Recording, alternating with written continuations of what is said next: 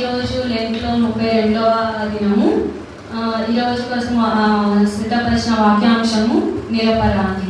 అయితే ఈ వాక్యానికి ముందుగా మనం చదువుకున్న కీర్తనలు 27వ అధ్యాయం. సో సంకీర్తన 27వ అధ్యాయంలో ఒకసారి మనం తీసి చదువుతామండి. మన బైబిల్ అందరూ ఓపెన్ చేసి కీర్తనల గ్రంథము 27వ అధ్యాయము 12వ అధ్యాయం 12వ వచనము. అబద్ధ సాక్షులను క్రూరతను వెళ్ళగక్కువారును నా మీదకి లేచి ఉన్నారు. నా విరోధుల ఇచ్చకు నన్ను అప్పగింపకు. అయితే మనందరము రోజు శిలువ ధ్యానాల్లో పాల్గొంటున్నాం. అంటే లెంట్ డేస్ అన్ని ఫాలో అవుతున్నాం, ఉపవాస ప్రార్థన ఉంటున్నాం, శిలువ గురించి గుర్తు చేసుకుంటున్నాం.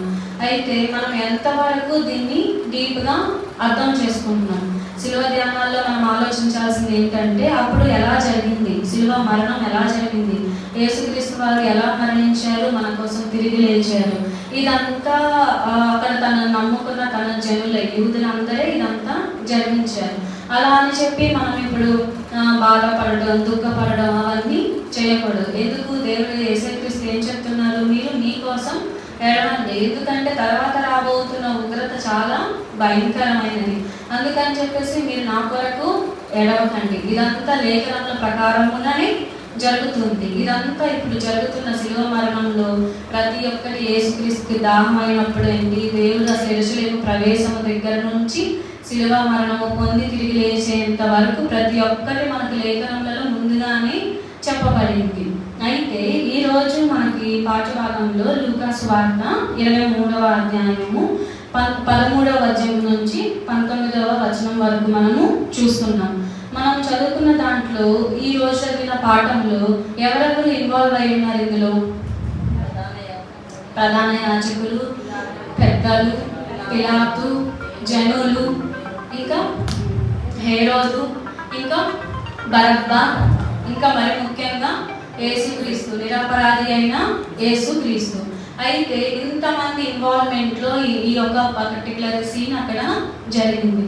అయితే ఇప్పుడు మరి పిలాతు ఈ కార్యాన్ని జరిగించకుండా ఆపగలడు, కానీ ఆపలేదు. ఎందుకు ఆపలేడు?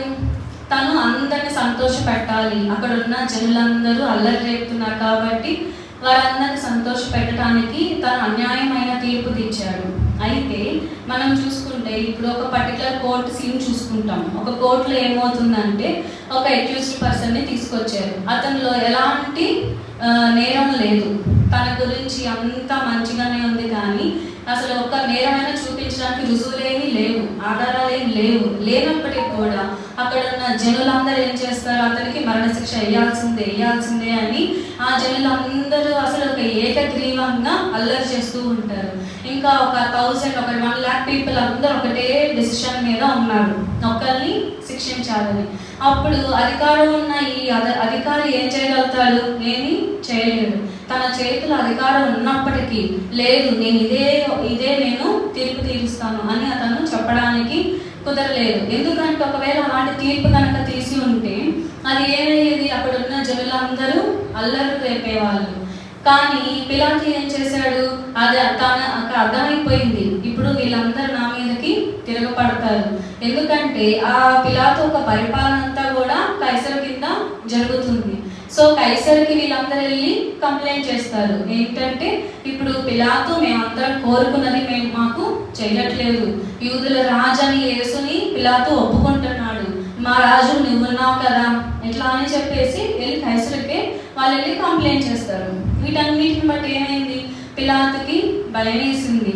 అయితే అతను ఫస్ట్ తనలో ఏం జరిగింది, భయం వేసింది. కానీ యూదుల రాజు యేసుక్రీస్తే అని అతడు గ్రహించాడు.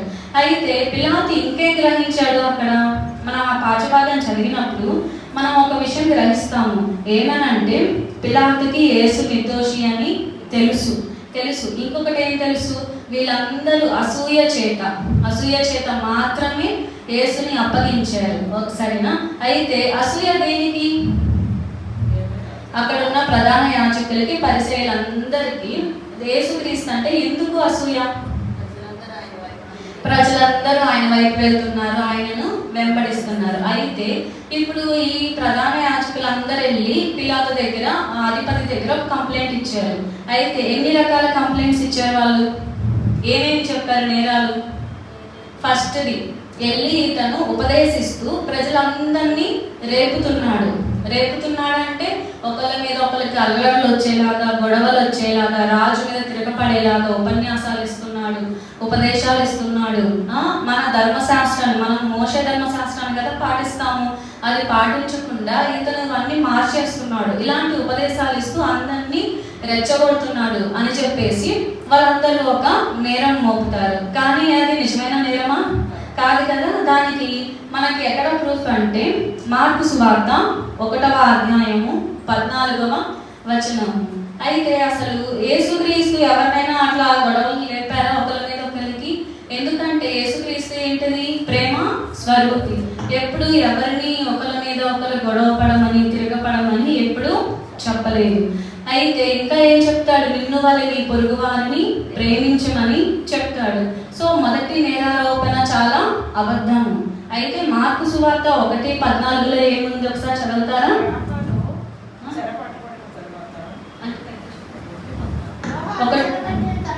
యోహాను చెరపట్టబడిన తర్వాత యేసు కాలము సంపూర్ణమైనది, దేవుని రాజ్యము సమీపించినది, మారు మనసు పొంది సువార్త నమ్ముడని చెప్పుచు దేవుని సువార్త ప్రకటించుచు గలిలయకు వచ్చెను. అయితే దేవుడు అక్కడ చేసింది ఏంటది? సువార్త మాత్రమే ప్రకటిస్తున్నాడు. అది కూడా దేవుని రాజ సువార్త. తర్వాత లూకా సువార్త 4వ అధ్యాయము 43వ వచనము. లూకా సువార్త 4వ అధ్యాయము 43వ వచనము. ఆయన నేను ఇతర పట్టణములలోను దేవుని సువార్తను ప్రకటింపవలెను, ఇందు నిమిత్తమే నేను పంపబడుతునని వారితో చెప్పాను. అయితే దేవుడు యేసుక్రీస్తు క్లియర్గా చెప్తున్నాడు, నేను లోకములకు పంపబడిందే దేవుని రాజ సువార్తని ప్రకటించడానికి. అందుకని ఏం చేస్తున్నాడు? ఫస్ట్ గలిలయకి వెళ్ళాడు. అక్కడ నుంచి యూదయ ప్రాంతాలన్నింటిలోనూ తను తిరుగుతూ అందరికీ సువార్తని ప్రకటించాడు. స్వస్థత కావాల్సిన వాళ్ళందరికీ స్వస్థతనిచ్చాడు. అట్లా అన్ని చేస్తున్నాడే తప్పితే ఎవరికి ఒక జనం మీద ఒక జనం మనకి ఎప్పుడు రేపలేదు, రెచ్చగొట్టలేదు. సో మొదటి ఆరోపణ అనేది చాలా కఠినమైన అబద్ధము. తర్వాత వాళ్ళు చేసిన 2వ ఆరోపణ ఏంటంటే కైసరులకు పన్ను ఇవ్వద్దు అన్నారు. వాటిలో కైసరుకు పన్ను ఇవ్వద్దని చెప్పాడా యేసయ్య? లేదు కదా.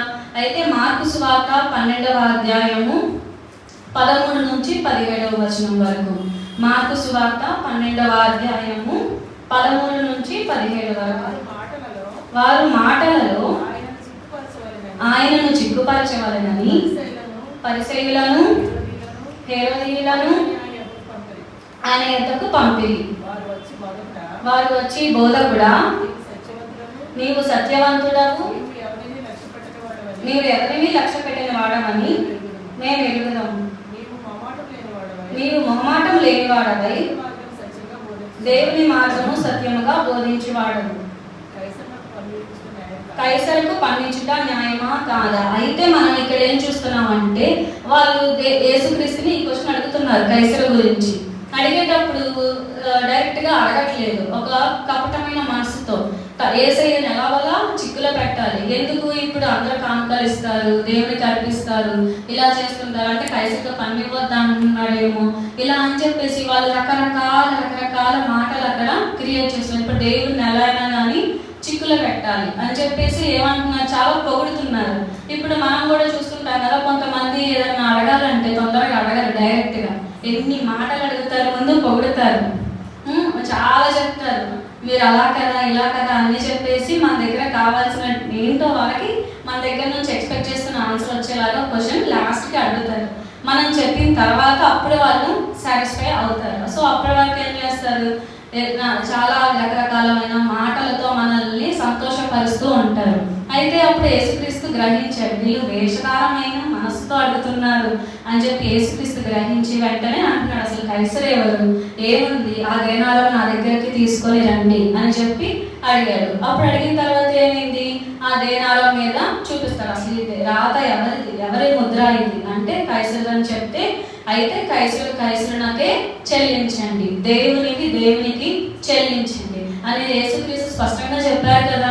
కైసరు చెల్లించాలంటే తనకు వచ్చిన దాంట్లో తను చెల్లించవలసిన పన్ను తను చెల్లించాల్సిందే. మరి దేవుని కంటే మనం ఎలా చెల్లించాలి? దేవుడికి మనకి మరి ఏ దేనారం లేదు, ముద్ర లేదు. మన హృదయాలను మనము దేవుడికి ఎప్పటికప్పుడు మనం ఏమి చేసినా, ఎక్కడున్నా, ఎలా ఉన్నా కానీ మన దేవునికి మనము హృదయాన్ని అర్పించాలి. మనం ఇప్పుడు కానుకలు ఇస్తాము, పలహారం చేస్తున్నాం, అన్నీ చేస్తున్నాం, కానీ దేవుడు వీటిలన్నిటిలో మాత్రమే సంతోషిస్తాడా? లేదు కదా. దేవుడేం అడుగుతున్నాడు? హృదయాన్ని ఇవ్వండి అని అడుగుతున్నాడు. అయితే ఇక్కడ రెండవ ఆరోపణ ఏంటది? కైసరునకు పన్నిపోతు.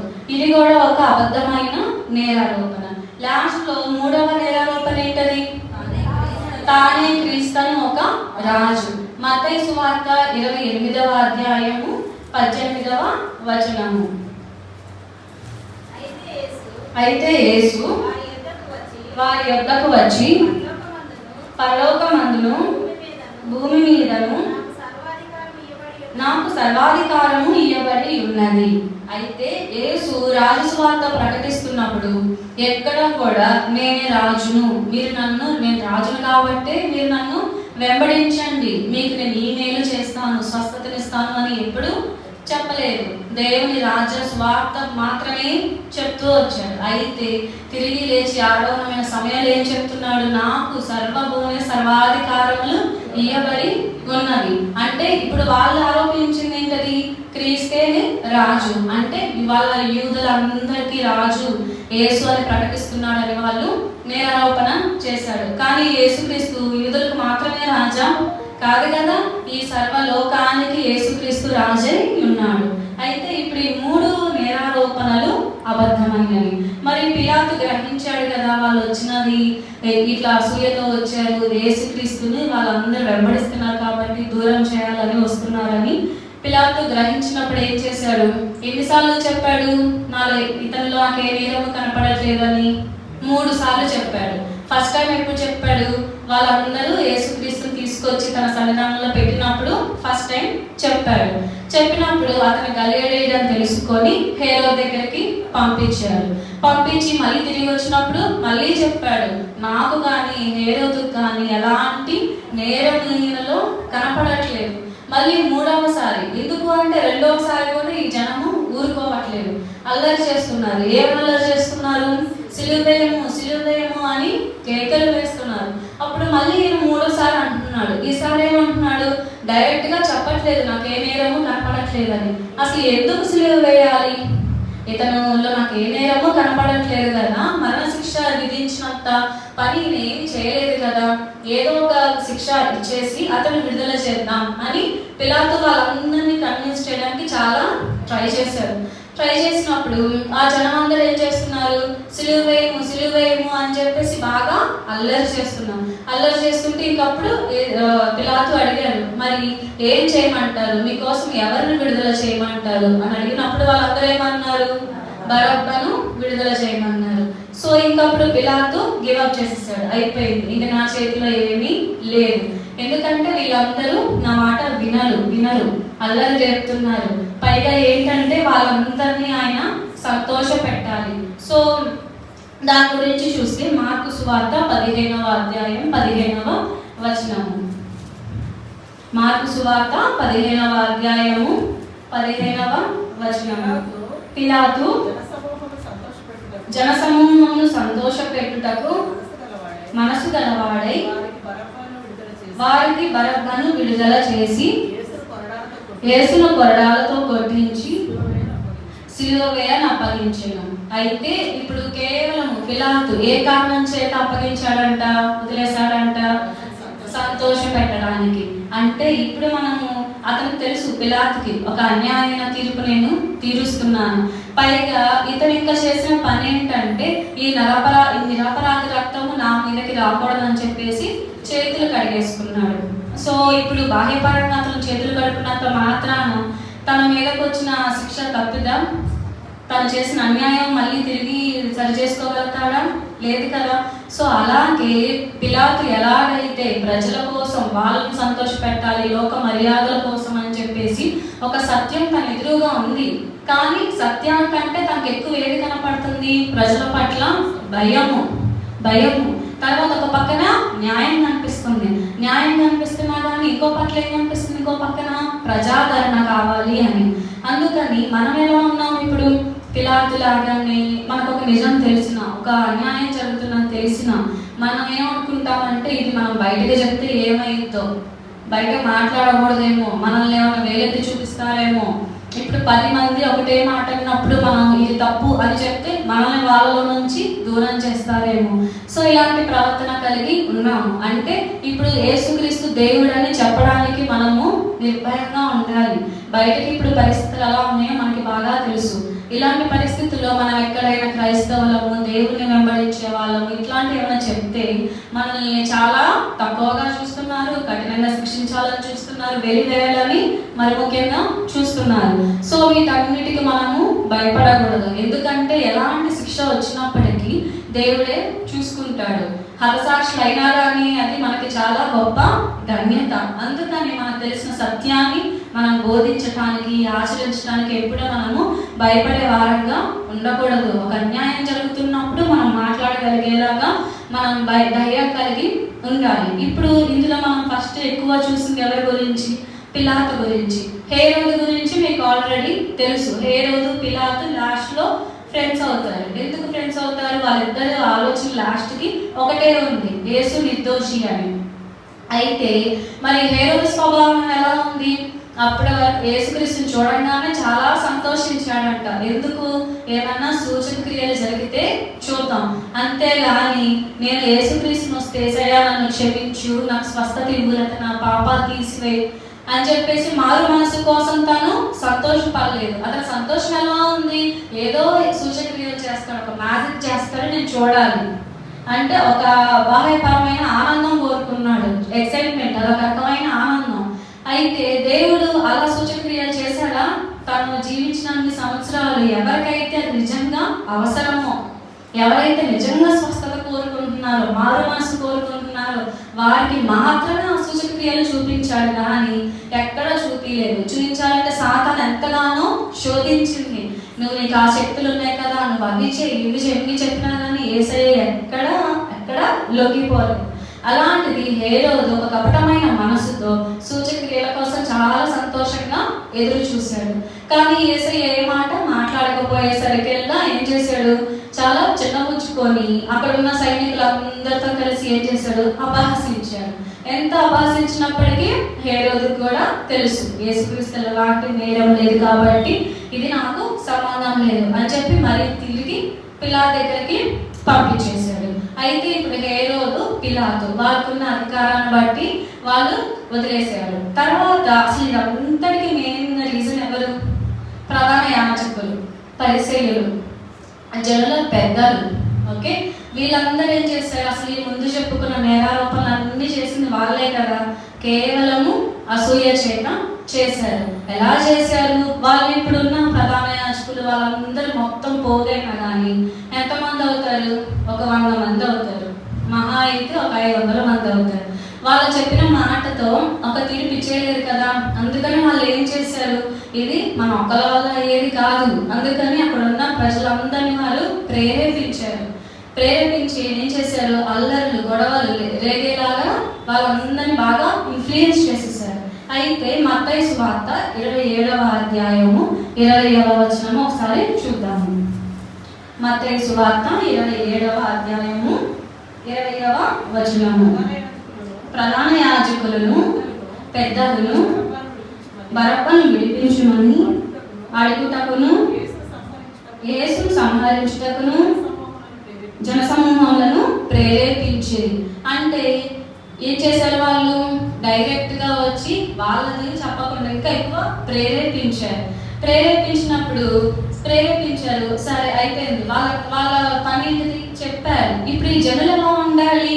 ఇన్ని రోజులు మనతో యేసయ్య ఉన్నారు, ఎన్నో సూచక్రియలు చేశాడు, మనకు ఎంతో మంది స్వస్థతనిచ్చాడు, స్వార్థ ప్రకటిస్తున్నాడని వీళ్ళకైనా కొంచెం జ్ఞానం ఉండాలి కదా. వీళ్ళు ఏం చేశారు? అవును మనలో వచ్చేసాడు, మనకి రాజు కైసరే, మనకి రాజు పిలాతే, హేరోదే అని చెప్పేసి అందరూ చాలా రెచ్చిపోయారు. ఇప్పుడు మరి జనులందరి స్వభావం ఎలా ఉంది? అజ్ఞానమైన స్వభావం, అజ్ఞానుల వల్లే ఉన్నారు. పిలాతు ఎలా ఉన్నాడు? పిరికి వాని వల్లే, ప్రజలను సంతోషపెట్టేవాడి వల్లే ఉన్నారు. అయితే ఇప్పుడు ఈ జనులు ఎలా ఉన్నారు? అజ్ఞానులు. అంటే ఏది నిజము ఏది అబద్ధము తెలుసుకొని వివేచించే జ్ఞానం వాళ్ళకి లేదు, ప్రేరేపించగానే నమ్మేశారు. అలాగే ఇప్పుడు మనం ఎలా ఉంటున్నాము? ఇప్పుడు ఎవరైనా ఏదైనా చెప్తారు, అది రాంగ్ అని మనకి తెలుసు, చేయకూడదు. మనం చిన్నప్పటి నుంచి ఒక క్రిస్టియానిటీలో అవ్వచ్చు, మన ఫ్యామిలీ ప్రిన్సిపల్స్లో మనం పెరుగుతూ ఉంటాము. మనం బయట ప్రపంచంలో ఎప్పుడైతే కలుస్తామో, మన కాలేజెస్ వర్క్ కానీ ఎక్కడైనా కానీ సొసైటీలో కలిసినప్పుడు చాలా విషయాల్లో మనము ప్రేరేపించబడతాం కదా. అంటే ఇది చేయొచ్చు, ఇదేమి అంత పెద్ద తప్పు కాదు, ఏమైంది, ఈ ఒక్కరోజు ఇది చేసేయచ్చు, ఈ ఒక్క పని చేస్తే మనకి ఏమీ అవ్వదు కదా. మనల్ని ప్రేరేపించుకుని ఉంటారా? చాలా మంది ఉంటారు. చర్చికి ఒక రోజు మానేస్తే అసలు ఏమైంది, ఒక్కరోజు చర్చికి సండేనే కదా, వెళ్ళకపోతే ఏమైంది, ఇంకా రకరకాల విధములైనటువంటి ప్రేరేపణలు మనకి వస్తూ ఉంటాయి. అందరూ అట్లా చేస్తారు. మనకు రావాల్సిన ప్రేరేపణలు ఎలాంటివి? ప్రార్థన చేయాల్సిన ప్రేరేపణ, బైబిల్ చదవాల్సిన ప్రేరేపణ, సువార్త ప్రకటన రకమైన ప్రేరేపణ. మనం ఏం చేస్తున్నాము? చూస్ చేసుకుంటున్నాం. ఇప్పుడు అక్కడ ఉన్న జనులందరూ ఏం చేశారు? బరబ్బను విడుదల చేయమని కేకలు వేశారు. పోనీ బరబ్బా ఏదన్నా పాప చాలా మంచోడు, చాలా సంవత్సరాల నుంచి జైల్లో ఉన్నాడు, ఇతను విడిపిస్తే మన దగ్గరకు వస్తాడు, యేసుతో ఎక్కువ అటాచ్మెంట్ లేదు కదా, బరబ్బను తెచ్చుకుందాము మనోడు అని అనుకోవడానికి లేదు. బరబ్బా ఎలాంటోడు? హంతకుడు, ఆల్రెడీ అల్లర్లు రేపాడు, అక్కడ ఉన్న పెద్దలందరినీ ఎదిరించి చాలా రకమైన డిస్టర్బెన్సెస్ చేశాడు కదా. మరి అవన్నీ తెలిసినప్పుడు వీళ్ళు ఏం చేశారు? అయినా కానీ ఇప్పుడు మనం ఎలా ఉంటామంటే, మన వాళ్ళు ఎవరైనా తప్పు చేస్తారని తెలిసినా కానీ మనం ఏం చేస్తాం? మన వాళ్ళకే సపోర్ట్ చేస్తాం. ఎందుకు? అమ్మో మా వాళ్ళు కదా, మా ఫ్రెండ్ కదా, ఇలా ఉంటాం మనం. అలా ఉండొచ్చా? నీకు ఏది తెలుసు, ఏది నిజము, ఏది న్యాయము, దాని వైపు మాత్రమే మనం ఉండాలి. అలాగే ఇప్పుడు జనులు ఎలా అయితే యేసును వదిలేసి బరబ్బను చూస్ చేసుకున్నారు, మనం కూడా రోజు రోజు మన జీవితంలో కూడా చాలా విషయాల్లో మంచితనాన్ని, మంచిని వదిలేసి ఈ చెడుని కోరుకుంటాం, అంటే చూస్ చేసుకుంటాం. ఇప్పుడు ఒకళ్ళ గురించి మనకి ఇవి చేయండి అవి చేయండి అని చెప్పేసి ప్రేరేపిస్తారు. మనం అలాగా వాళ్ళని వెంటనే నమ్మేసి తప్పుదారిలో వెళ్ళకూడదు. అయితే తర్వాత యెషయా గ్రంథము 53వ అధ్యాయము 5వ వచనము.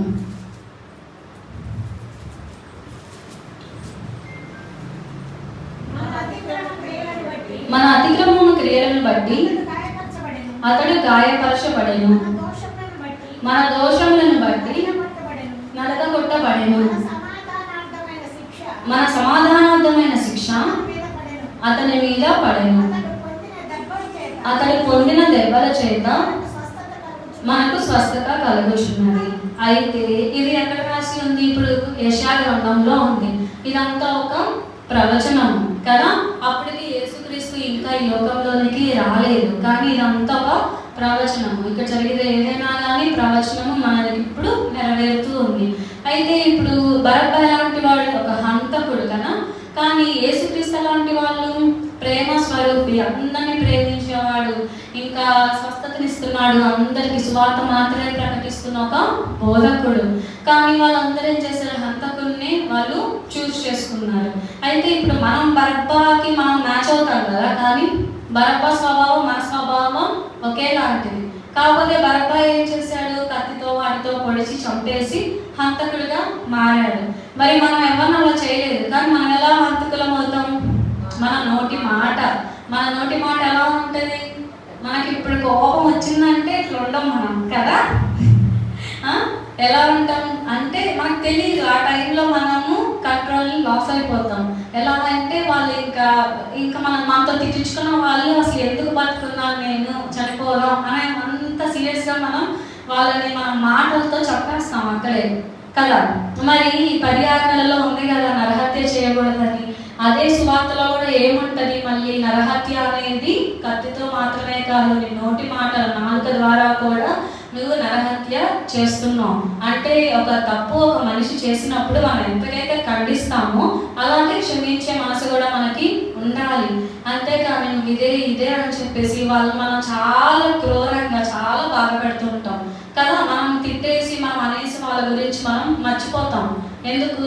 లైట్లే, చిన్న విషయమే కదా, వాళ్ళు మర్చిపోతారు మనము మర్చిపోయాం అని మనం చాలా నెగ్లెక్ట్ చేస్తాం. కానీ మనం నోటి మాట ఎంత ఇదిగా ఉండాలంటే వాళ్ళెవరూ మర్చిపోరు. చాలా హృదయానికి తీసుకొని ఎందుకు ఇలా అన్నారు అని చెప్పేసి చాలా కలవరపడుతూ ఉంటారు. అందుకని మనం మాట్లాడేటప్పుడు ఎదుటి వాళ్ళని ఎంత తక్కువ చేసి చూస్తున్నాము, వాళ్ళు ఎలాంటి వారైనా కానీ, మన దగ్గర ఉన్న పని వాళ్ళు అవ్వచ్చు, ఇంకెవరైనా కావచ్చు, వాళ్ళు మనం ఎంత తక్కువ చేసి చూస్తున్నాము, ఎంత బాధ పెడుతున్నాము, ఎంత తప్పు చేసిన వాళ్ళైనా కావచ్చు. సో క్షమించే మనసు మనం కలిగి ఉండాలి. అలాగా బరబ్బలాగా మనం హంతకులుగా మారకూడదు. అల్లర్లు రేపేవాడంట. అల్లర్లు ఎలా రేపుతున్నాం? మనం కూడా రేపుతున్నాం కదా. అల్లర్లు ఎలా రేపుతున్నాం? చిన్న చిన్న వాటికి, అక్కడ మాటలు ఇక్కడ మాటలు అక్కడ. ఒక పర్సన్కి ఒకరు నచ్చరంటే మళ్ళీ అదే పర్సన్ గురించి గొడవలు రేపటం, ఇవన్నీ ఏంటంటే వ్యర్థమైన విషయాలు కదా. ఇవన్నీ మనం అన్నీ చేసి బరబ్బకి మనం ఏమీ తక్కువ లేము కదా. అయితే ఇప్పుడు ఏమంటున్నారు? మన అతిక్రమముల కోసం యేసు శిలువ మరణం పొందాడు. అయితే మన పాపములన్నిటినీ క్షమిస్తున్నాడు. బరబ్బా ఒక్కరి కోసమేనా? బరబ్బా కోసం త్యాగం చేసేంత మంచి అతనేం కాదు కదా. సో బరబ్బా ఒక్కరి కోసమే కాదు, మనందరి కోసం కూడా యేసుక్రీస్తు శిలువ మరణం పొందాడు. అయితే రోమా పత్రిక 5వ అధ్యాయం 8వ వచనం చూద్దాం ఒకసారి.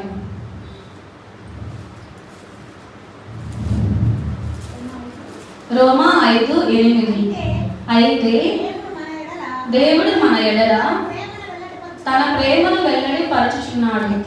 ఎట్లనగా మనం ఇంకను పాపులమై ఉండగానే క్రీస్తు మన కొరకు చనిపోయాను కదా. ఎలా ఉందంట దేవుడి ప్రేమ? మనం ఇంకా పాపంలోనే ఉన్నాము. మనం ఇప్పుడు ప్రతి నెల ఏం చేస్తాము? బలారాధన తీసుకుంటాం, సంస్కారం అని చెప్పేసి పాల్గొంటాం. అంటే మనం అప్పుడు ఏం చేస్తున్నాము?